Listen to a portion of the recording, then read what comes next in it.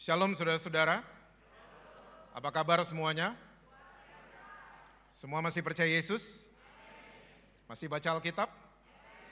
Jangan sampai enggak itu ya. Saya mengucapkan selamat ulang tahun yang ke-48 buat PD Immanuel. Sangat luar biasa karena di usia 48 biasanya mulai mateng biasanya. Ya, dan semakin mateng dan semakin dewasa. Dan impact-nya juga semakin dahsyat biasanya. Amin saudara. So kasih tepuk tangan dulu buat PD Immanuel. Saya juga mengucapkan selamat buat para fans Boston Celtics. Nggak ada yang tahu ya, saudara rohani banget semuanya ya. Oke, karena ini hari ulang tahun daripada PD Immanuel. So kalau saudara senang judul khotbah saya adalah warisan. Bahasa Inggrisnya legacy. Oke, kita akan lihat Alkitab kita bersama dalam kitab Amsal pasal yang ke-22. Ayatnya yang pertama. Amsal pasal yang ke-22. Ayatnya yang pertama. Alkitab bilang begini. Nama baik lebih berharga daripada kekayaan besar. Dikasih orang lebih baik daripada perak dan emas. Jadi jelas penulis Amsal mengatakan buat kita semua bahwa nama baik itu lebih berharga daripada kekayaan besar dan dikasihi orang lebih berharga daripada perak dan emas. Nah ternyata sebuah warisan yang luar biasa yang kita bisa tinggalkan ke anak cucu kita, ya itu adalah isu yang namanya adalah nama baik. Wah Pak, saya udah siapin aset buat anak cucu saya, nggak apa-apa. Saudara boleh mau ninggalin ya aset, asuransi, ya deposito, nggak apa-apa semuanya. Tapi yang lebih penting dari itu semua adalah nama baik. Yang harus menjadi warisan untuk anak cucu kita. Papa saya adalah seorang suami yang sangat-sangat romantis, papa saya. Semua pria-pria di drakor kalah sama papa saya. Papa saya itu the most romantic husband in this world. Saya nggak akan pernah lupa, kalau mama ke luar kota 1 hari atau 2 hari, mama pulang, selalu ada bunga dari papa, tulisannya, I miss you and welcome home. Nggak ada kan di drakor? Nggak ada gini-ginian di drakor. Cuman papa saya yang buat kayak begitu. Ya. Nah tahun 2010 papa saya dipanggil sama Tuhan. Mendadak. Saya pun susah menerimanya. Kenapa dia dipanggil? Nah waktu lagi ngelayat di rumah kami. Waktu orang-orang lagi pada ngelayat, saya agak-agak kaget. Ya, waktu yang datang orang-orang gereja, saya biasa aja. Tapi tiba-tiba yang muncul ngelayat itu tukang tambal ban tiba-tiba. Tukang pos, tukang sayur, tukang parkir dari BCA datang untuk ngelayat papa. Saya tanya, kenal dari mana? Oh, bapak sekolahin anak kami sampai selesai. Kita satu keluarga gak ada yang pernah tahu. Dan papa saya adalah seseorang yang gak bisa di-tracking oleh FBI. Karena apa? Dia ATM aja gak punya. Dia adalah pria yang paling sederhana yang saya pernah tahu. Semua ATM mama yang punya, dia nggak pernah megang apa-apa. Tapi ternyata waktu ngelayat sampai ke makamnya papa saya hitung ada 1.000 orang yang ikut. Ya, dia bukan orang terkenal, dia orang yang biasa-biasa saja. Tapi ternyata dia meninggalkan warisan yang luar biasa. Namanya adalah nama baik. Boleh kalau mau tepuk tangan buat papa saya?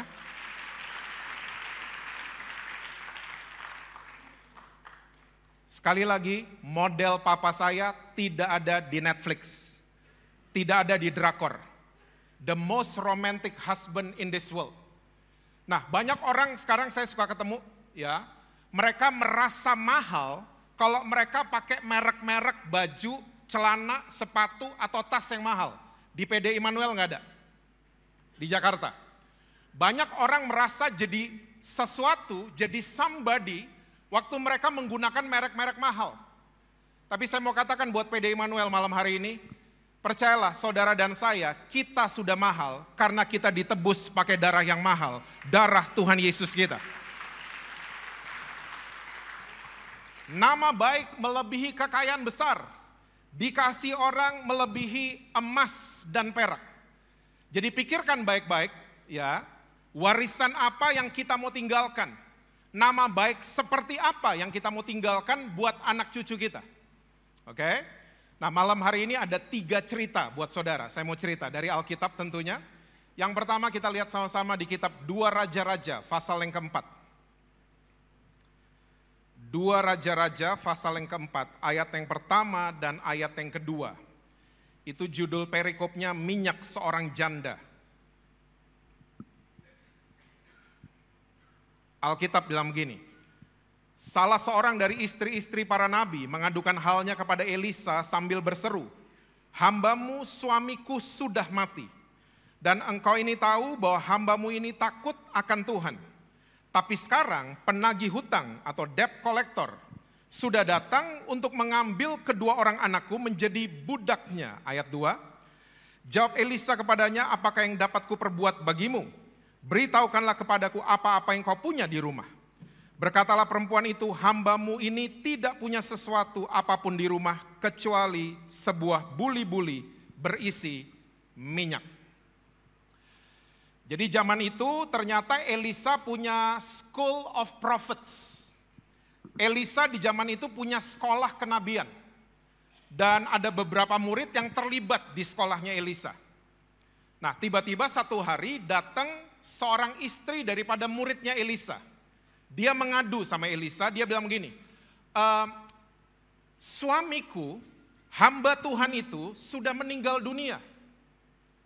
Sudah meninggal dunia. Dan Elisa tahu kan, ya, kakak tahu kan, hambamu itu adalah pria yang takut akan Tuhan. Tapi sekarang, saudara tahu kata tapi kan? Tapi itu membatalkan kalimat sebelum. Ya, dia cantik tapi itu nggak cantik berarti. Dia ganteng tapi dia nggak ganteng berarti. Dia hambamu yang takut akan Tuhan, tapi sekarang debt collector, penagih hutang sudah datang untuk mengambil kedua anakku menjadi budaknya. Coba renungkan sebentar cerita ini baik-baik. Seorang nabi ini, penyambung lidahnya Allah, yang bisa menyampaikan message dari Tuhan, bisa menyampaikan pesan dari Tuhan, ya, bisa menyampaikan suara Tuhan. Dia orang yang diurapi, dia takut akan Tuhan. Wih, kalau zaman sekarang mungkin dihormati orang kayak gini. Tapi tiba-tiba dia punya utang. Dan ternyata istrinya jelas katakan buat Elisa, yang kami punya di rumah cuman buli-buli berisi minyak.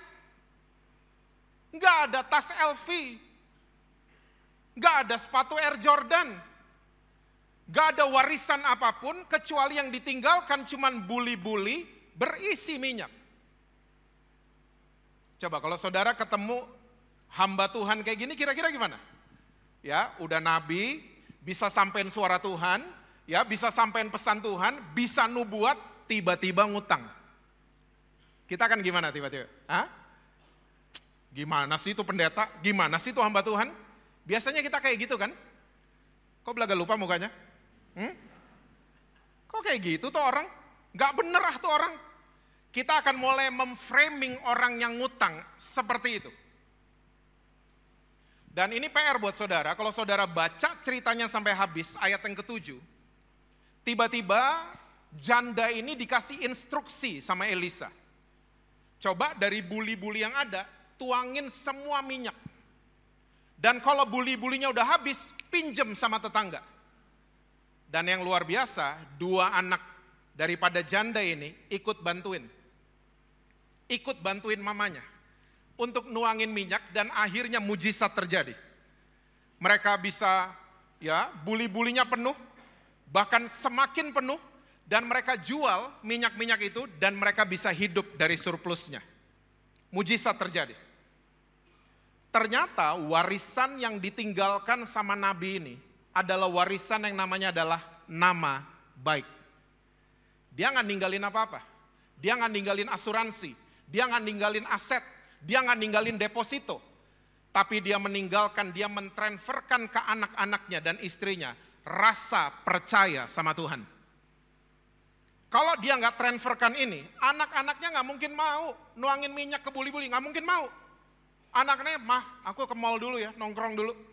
Ya, mah aku beli boba sebentar. Mungkin anak-anaknya akan begitu. Tapi karena sang ayah meninggalkan warisan yang luar biasa, mujizat dialami oleh keluarga ini.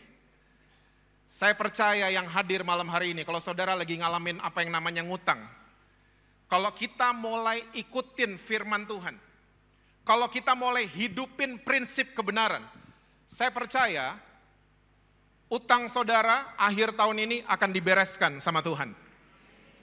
Dibereskan seberes-beresnya. Bahkan saudara bisa hidup dari surplusnya. Ya. Ternyata Nabi ini meninggalkan warisan yang meninggalkan legacy yang luar biasa. Nama baik. Dan ini yang paling penting. Sekali lagi saudara mau punya deposito, asuransi, it's okay. Saya nggak melarang gitu-gituan. Tapi yang paling penting orang tua, generasi terdahulu ke generasi kemudian, yang harus ditransferkan adalah rasa kagum dan percaya sama Tuhan Yesus. Itu yang paling penting. Warisan yang kita bisa tinggalkan ke anak cucu kita. Cerita pertama. Cerita kedua, 2 Samuel 14, coba lihat. Ayatnya yang ke-27. 2 Samuel 14. Ayatnya yang ke-27, Alkitab bilang gini, bagi Absalom lahir berapa orang saudara? 3 orang anak laki-laki dan seorang anak perempuan yang bernama Tamar. Ia seorang perempuan yang cantik. Cerita kedua ini beda sama cerita pertama. Seorang nabi yang di zaman itu miskinnya luar biasa. Cerita kedua ini cerita tentang Absalom, anak daripada Raja Daud, istri ketiga. Dan nama Absalom punya pengertian the father of peace. Bapak ya dari segala kedamaian. Kalau bahasa Indonesianya seperti itu. Nama Absalom punya pengertian seperti itu.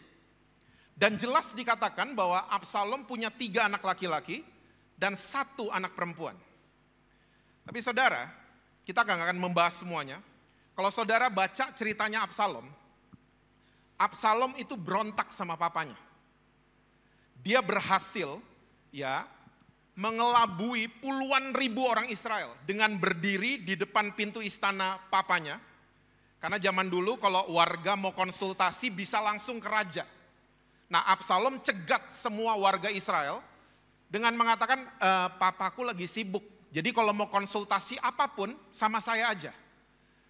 Jadi tiba-tiba Absalom ini mulai mutar balik semua fakta untuk menghasut orang-orang Israel. Dan ujung-ujungnya Absalom mengadakan kudeta. Kita semua tahu cerita ini. Oke? Nah, ternyata Absalom membuat hal ini karena dia sakit hati waktu adiknya diperkosa sama kakak tirinya. Saudara baca nanti di rumah ya.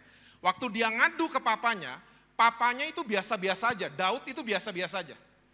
Absalom mulai terluka.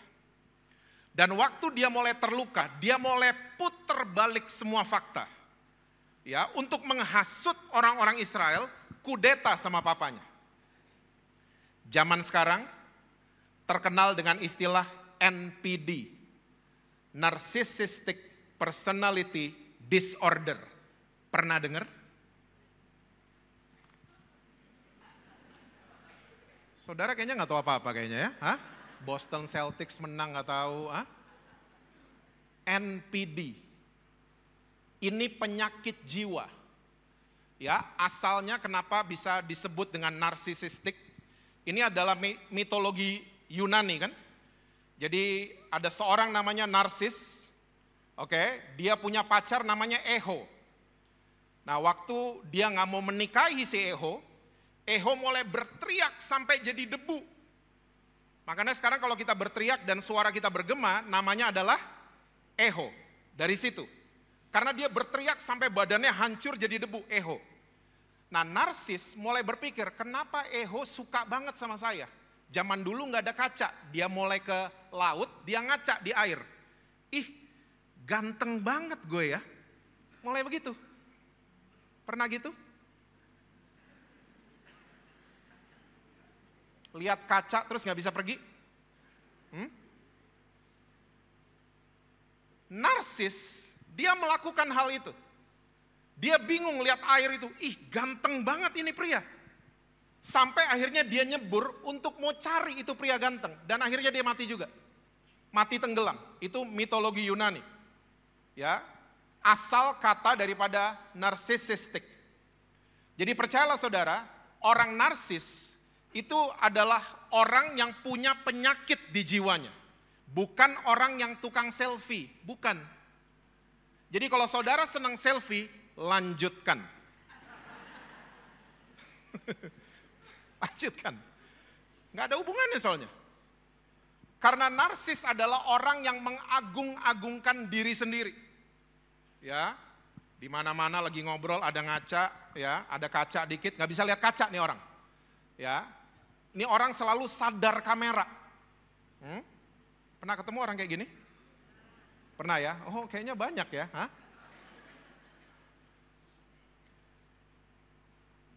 Nah, NPD. Sekali lagi bukan orang yang demen foto, bukan. Tapi lebih kepada orang yang terkena penyakit di jiwanya. Ya. Dia suka melakukan apa yang terkenal hari ini disebut dengan playing victim.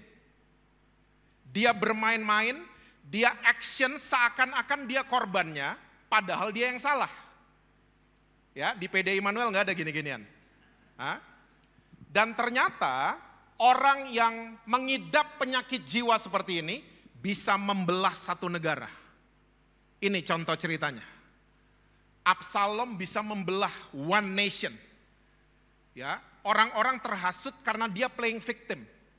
Papa nggak ada waktu sama saya, apalagi sama kalian. Jadi konsultasi sama saya aja.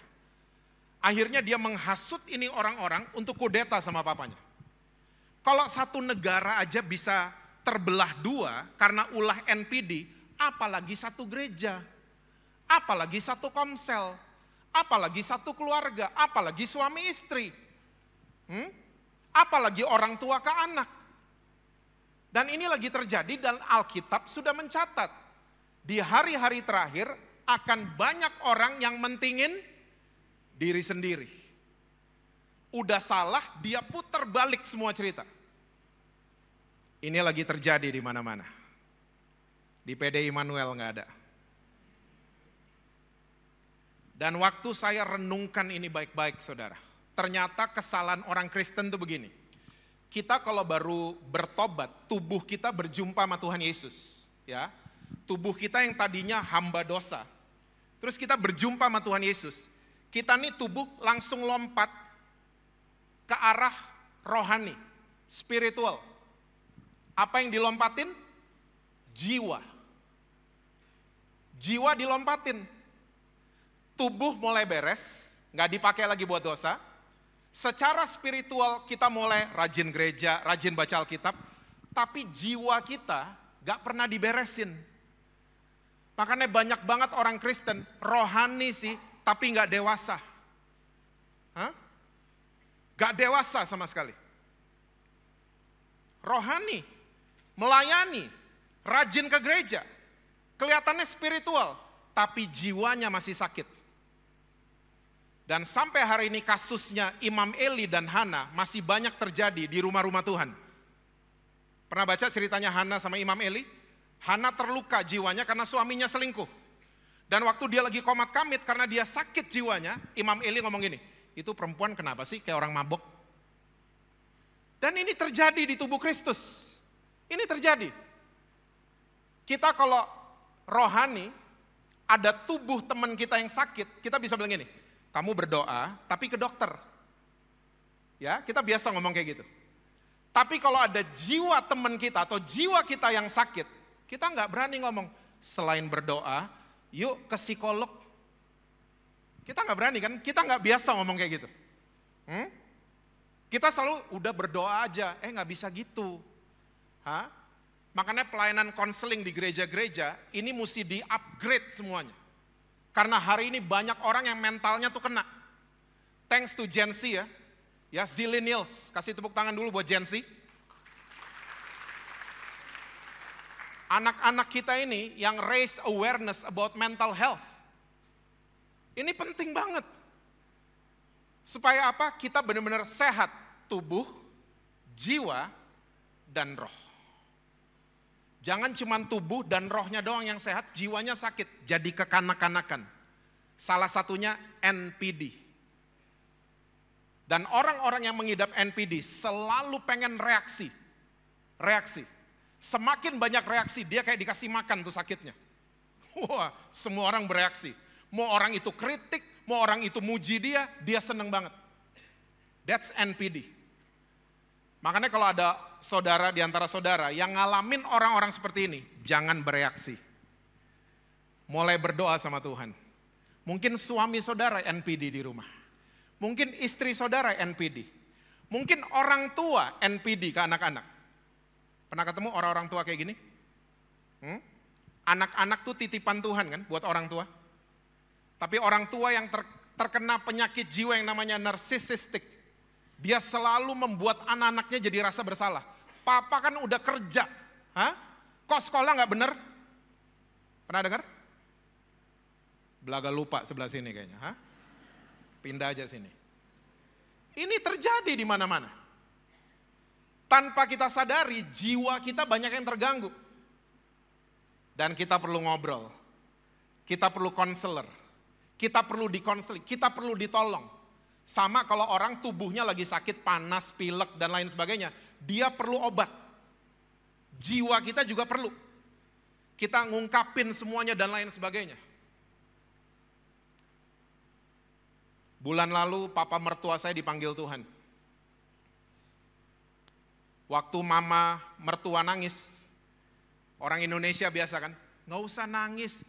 Gimana sih? Hah? Saya bilang sama istri saya, bilangin sama tante-tante, mama mau nangis biarin aja. Biarin aja. Itu jiwa dia lagi nggak terima, lagi terluka jiwanya. Nggak apa-apa untuk nangis. We all need help. Karena cerita seperti Absalom ini banyak banget terjadi sampai hari ini. Memecah belah di mana-mana. Dan kita lihat karena waktu, saya nggak sempat bahas ini further. 2 Samuel 18 ayat yang ke-18, coba lihat. 2 Samuel 18 ayat yang ke-18. Sewaktu hidupnya, Absalom telah mendirikan bagi dirinya sendiri, apa saudara? Tugu atau monumen yang sekarang ada di Lembah Raja.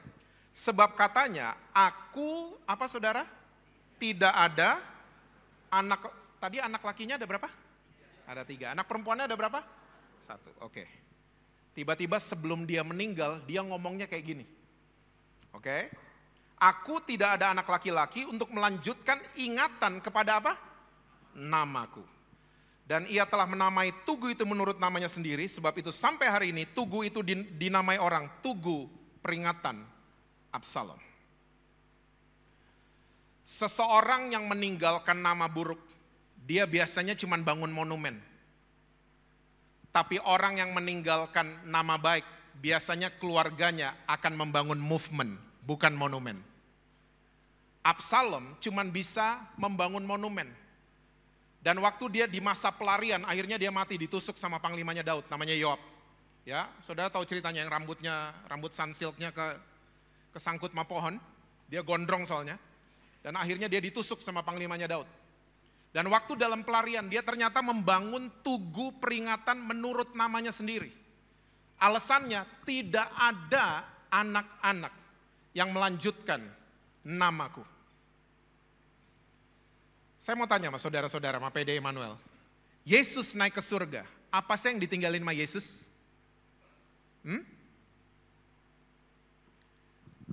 Ingat baik-baik jawabannya. Yang ditinggalkan oleh Yesus buat saudara dan saya adalah namanya.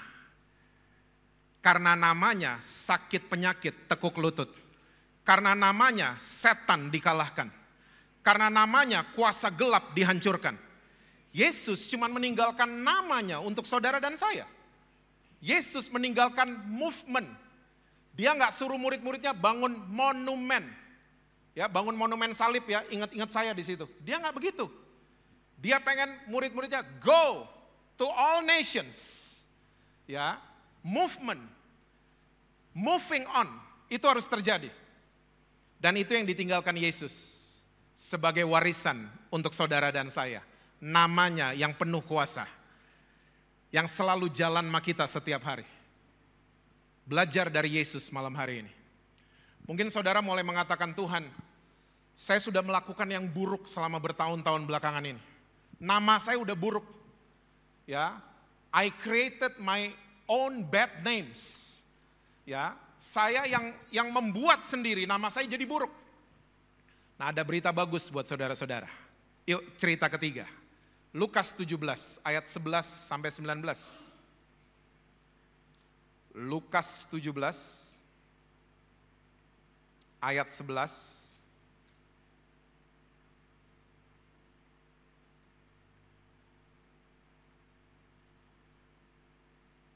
Bolehkah kita baca berganti-gantian? Judulnya itu ke-10 orang kusta. Saya baca ayat ganjil, saudara baca ayat genap. Setuju? Kok nggak setuju? Hah? Setuju ya? Oke. Karena ganjil genap lagi populer di Jakarta. Dalam perjalanannya ke Yerusalem, Yesus menyusur perbatasan Samaria dan Galilea.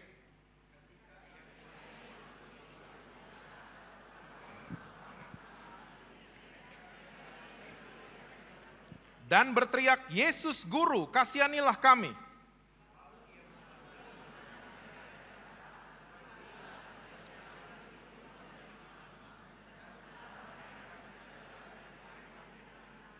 Seorang dari mereka ketika melihat bahwa ia telah sembuh kembali sambil memuliakan Allah dengan suara nyaring.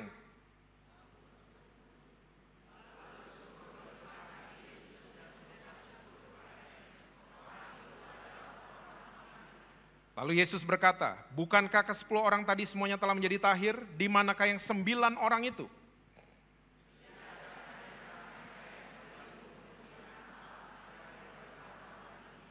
Lalu ia berkata kepada orang itu, berdirilah dan pergilah, imanmu telah menyelamatkan engkau. Jadi ini cerita yang sangat heroik sebenarnya saudara. Kalau saya boleh bacakan ulang buat saudara, Yesus lagi menyusur perbatasan Samaria dan Galilea. Ini dalam satu nation, dalam satu negara. Jadi Samaria dengan Galilea dibikin border. Oke? Kenapa? Karena orang-orang Yahudi tidak suka dengan orang-orang Samaria. Jadi dibikin perbatasan. Nah, Yesus lagi menyusur perbatasan itu. Ayat 12, ketika ia memasuki suatu desa. Nah, desa ini saudara tidak ditemukan di buku manapun. Tidak ditemukan di tafsiran manapun. Jadi desa ini disinyalir adalah tempat isolasi. Saudara masih ingat kata isolasi? Ya, kita barusan lewatin isoman. Isolasi mandiri. Isoman zaman kita enak banget kan? Ada Netflix, ada WiFi, ada GoFood. Ya, bisa video call, bisa Zoom sama teman-teman dan lain sebagainya. Nah, isolasi zaman dulu nggak ada WiFi. Ini benar-benar isolated area. Tempat yang benar-benar diisolasi untuk orang-orang yang terkena kusta. Oke? Kusta adalah penyakit yang berbahaya, apalagi kalau lepra, luka di tubuhnya ini masih basah. Bersentuhan aja sama orang, nular langsung. Jadi desa ini disinyalir adalah tempat isolasi. Oke? Terus datanglah 10 orang kusta menemui dia. Mereka tinggal berdiri agak jauh, distance. Dan berteriak, Yesus Guru, kasihanilah kami. Mereka berdiri agak jauh dan mereka mulai berteriak, kasihanilah kami. Nah, coba lihat ayat 14. Lalu ia memandang mereka dan berkata, pergilah, perlihatkanlah dirimu kepada imam-imam. Dan sementara mereka di tengah jalan, mereka menjadi tahir. Stop dulu sampai di situ. Ternyata instruksinya Yesus ini melanggar adat Yahudi. Orang Yahudi kalau kusta, dia sembuh, dia harus lapor ke imam-imam. Nah, ini belum sembuh, disuruh sama Yesus. Perlihatkan diri kalian ke imam-imam. Dan yang luar biasa, 10 orang kusta ini sama sekali tidak bertanya, tidak meragukan instruksinya Yesus, mereka langsung berjalan ke arah imam-imam. Ya, ini melanggar adatnya mereka loh. Mereka tidak bersungut-sungut, mereka nggak komplain, tapi mereka dengan tenangnya berjalan ke arah imam-imam. Saudara tolong ingat baik-baik, catat dalam hati saudara. Ada 2 hal yang berbeda antara be still and doing nothing. Ini quote saya ambil dari Jackie Chan waktu dia main Karate Kid sama anaknya Will Smith. Oh saudara nggak tahu ya gini-ginian, saya lupa.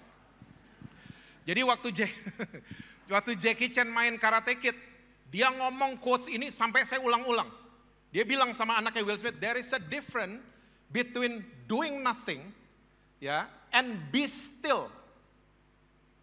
Doing nothing gak bikin apa-apa, be still itu kelihatannya gak bikin apa-apa, tapi kita tenang. Kita tetap jalan ke arah imam-imam, tapi isi kepala kita tenang. Saudara mesti catat dalam hati saudara, ketenangan adalah kekayaan terbesar dalam hidup saudara dan saya. Jadilah tenang supaya kita bisa berdoa. Orang yang gak tenang, reckless, dia susah berdoa. Nah ternyata doing nothing dan be still adalah 2 hal yang berbeda. Mungkin kalau sederhana katanya adalah terserah dan berserah. Beda loh, huruf depannya aja udah beda. Saudara tahu terserah? Terserah itu paling banyak terdengar kalau selesai kebaktian. Betul? Saya nggak tahu kenapa setiap habis kebaktian orang Kristen selalu lapar. Saya bingung. Hah? Kebaktiannya bukan jam makan sekalipun, selesai kita lapar. Mungkin kebaktian menyedot energi kita ya. Nah, setiap selesai kebaktian selalu ada provokator nanya gini, mau makan di mana? Yang ditanya jawabnya serah. Terus ngobrol-ngobrol dulu kan? Ngobrol-ngobrol, foto-foto, provokator tadi nanya lagi. Jadi kita makan di mana? Jawabannya terserah. Gereja, ruangan PD Immanuel mau dimatiin lampunya. Gini, kita bahas di tempat parkir aja. Mau makan di mana? Keluar semua ke tempat parkir, ruangan ini dimatiin lampunya. Di tempat parkir, pertanyaannya masih sama. Kita mau makan di mana? Jawabannya masih? Akhirnya yang bertanya menentukan gini aja, kita makan di nasi goreng. Oke, keluar dari GBI Gajah Mada 5 mobil konvoy. Bisa bayangin gak sopir mobil paling depan dalam keadaan stres tinggi? Mau makan di mana nih semuanya? Semua yang lain ngikut soalnya. Sampai di tempat nasi goreng, pesen semua nasi goreng datang, semua mulai makan. Yang tadi ngomong terserah, mulai komentar. Komentarnya gini, tahu makan nasi goreng, gue tahu loh tempat yang lebih enak. Ngeselin.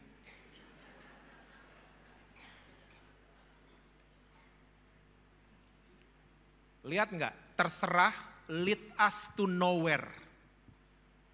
Terserah gak bawa kita kemana-mana. Betul apa betul? Itu yang namanya doing nothing. Tapi kalau kita tenang, apa saja instruksi Yesus kita jalanin, tapi tenang. Walaupun gak sesuai dengan adat kita. Gak sesuai sama kebiasaan kita. Belajar dari 10 orang ini. Mereka jalan dengan tenang. Dan di tengah jalan 10-10-nya jadi takhir. 9 jalan terus, 1 muter balik. Ya, dia muter balik karena dia seorang Samaria.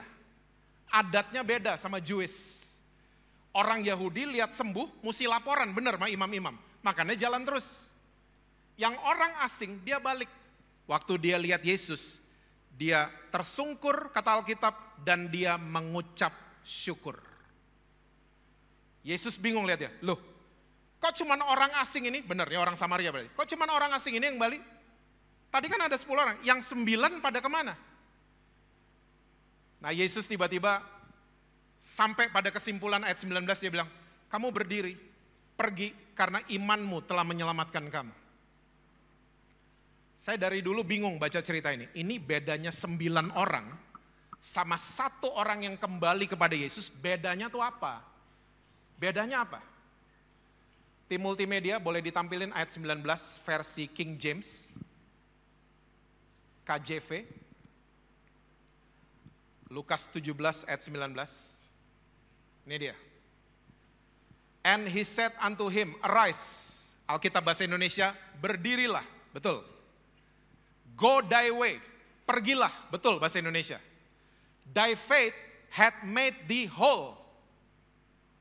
Whole bahasa Indonesianya bukan selamat, tapi utuh. Ternyata bedanya 9 sama yang 1 kembali mengucap syukur sama Tuhan Yesus. Ya, saudara tahu orang sakit kusta, hidungnya hilang, jarinya tinggal 2, kupingnya hilang, putus-putus semuanya anggota badannya. Nah ternyata beda 9 sama 1 yang balik ke Yesus, yang 9 cuman sembuh luka lepranya saja. Tapi yang kembali dan tersungkur mengucap syukur sama Tuhan Yesus, dia nggak cuman sembuh, tapi dia dibuat utuh kembali sama Tuhan Yesus. Saudara, kusta selalu melambangkan kutuk. Saya mau yakinkan PD Immanuel malam hari ini. Setelah salibnya Tuhan Yesus, tidak ada lagi kutuk. Kutuk sudah diselesaikan dengan sempurna di atas kayu salib oleh Tuhan Yesus. Jadi jangan sebagai orang Kristen kita percaya kutuk keturunan. Jangan percaya gitu-gituan. Setuju? Pak Pendeta, kakek saya kayaknya jantung, papa saya jantung, kayaknya saya tahun ini kena jantung. Kayaknya kutuk keturunan ada di keluarga kami. Don't say that anymore. Karena semua kutuk sudah diselesaikan dengan sempurna di atas kayu salib. Pak, keluarga saya kayaknya ada kutuk cerai deh Pak. Semua, oma, opa, semua, tante, om, semuanya cerai. Saya kayaknya udah mulai enek nih lihat suami saya Pak. Hah?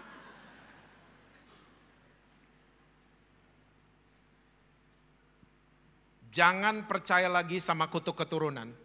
Karena sekali lagi semua kutuk sudah diselesaikan oleh Tuhan Yesus di atas kayu salib.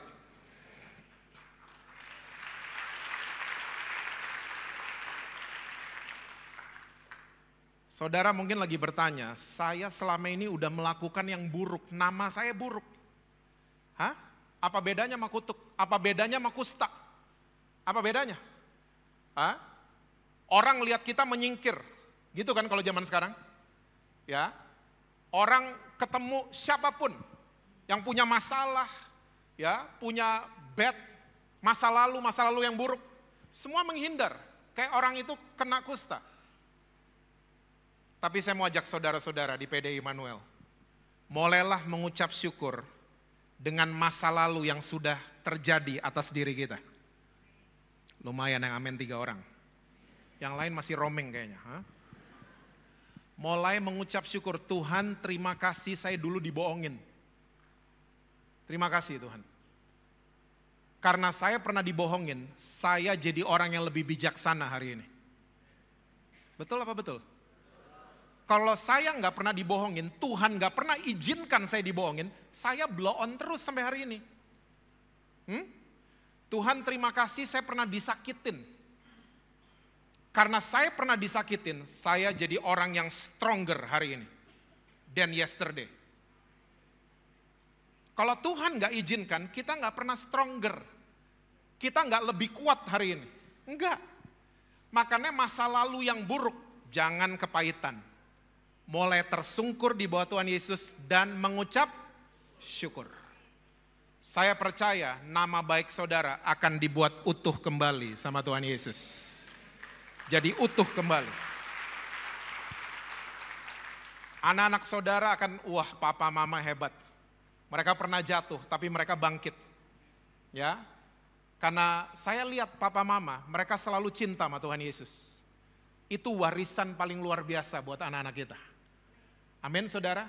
So makanya saudara, jangan pernah memframing seseorang dari musim yang sedang mereka lewati. Kita nggak pernah tahu, Saul musim sebelumnya pembunuh loh, Saul. Tiba-tiba musim-musim berikutnya jadi Rasul Paulus. Tulis 2/3 Alkitab saudara dan saya. Jangan pernah memframing orang dari musim yang sedang dia lewati. Yusuf, musim sebelumnya, ya ampun, difitnah sama sugar mami kan. Gula aren mami, kita nasional sedikit ya. Dia difitnah. Zaman itu nggak ada CCTV kan. Pasti teman-teman, lu juga mau kali. Makanya dia dijeblosin ke penjara. Ya, tapi di musim-musim berikutnya dia orang nomor 2 paling kuat di bangsa Mesir. Kita nggak pernah tahu. Jadilah seperti Tuhan Yesus, selalu ada di setiap musim kehidupan kita. Jadilah seperti Tuhan Yesus kepada orang-orang seperti itu. Ya, pendampingan itu perlu saudara. Orang-orang yang sedang jatuh dalam dosa, lagi struggling sama kelemahan mereka, jangan ditendang. Semakin kita dewasa di dalam Kristus, temenin orang-orang kayak gini. Temenin. Saya punya pengalaman. Ya, ini sebagai cerita terakhir. Dia adalah seorang pendeta yang luar biasa. 6 tahun, 7 tahun lalu, dia kepleset dengan perempuan lain. Semua orang membuang dia. 1 hari, 2 tahun lalu. Ini kejadian udah 7 tahun lalu. 2 tahun lalu saya dapat mimpi. Ada suara begini, temuin orang itu. Saya nggak akan sebut namanya. Saya bangun tidur, saya ngomong sama istri saya, kok saya dapat suara itu ya? Istri saya bilang, DM aja, WhatsApp aja, telepon. No. Nah siang hari itu, saya ada janji ketemu dengan teman saya. Makan siang. Ini kejadiannya di Jakarta. Saya lagi naik mobil, tiba-tiba teman saya telepon dan bilang gini, Jess, nggak apa-apa nggak? Kalau gue ajak si itu yang namanya disebut di mimpi saya. Saudara tahu nggak, saya merinding dan hampir nabrak mobil depan. Saya bilang, oh boleh, ajak aja gitu. Waktu kita ketemu di tempat makan siang, kita klik. Dan teman saya ini yang hamba Tuhan ini, dia udah mau bunuh diri ternyata. Karena semua orang menolak dia. Saudara, from that day, 2 years ago, hampir tiap hari, saya baca Alkitab sama dia. Enggak. Saya ajak dia ngopi, pendampingan. Lo ajak dia puasa? Enggak. Ajak dia doa? Enggak. Ajak dia kebaktian? Enggak. Saya ajak ngopi, saya ajak dia cobain makanan baru di restoran-restoran baru. Saya ajak dia seperti itu, saya temenin dia. Saudara tahu apa yang terjadi? Awal tahun ini singkat cerita, hubungan dia dengan istrinya dipulihkan total sama Tuhan Yesus.